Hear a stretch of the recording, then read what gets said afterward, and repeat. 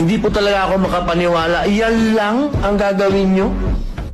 Diyan sa mga batang yan, ganyan lang i-interviewin nyo? Lalo na naman lalakas po ang mga loob ng mga sindikatong bata.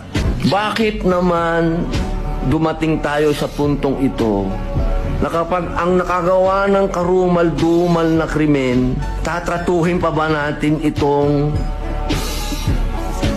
bata? Isa lang po yung ating mithiin, proteksyon na ng mga bata. Bata.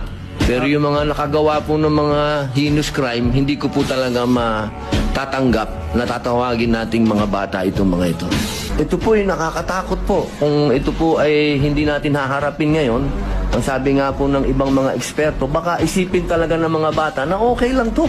Kasi hindi naman tayo makukulong. Naniniwala tayo sa rehabilitation.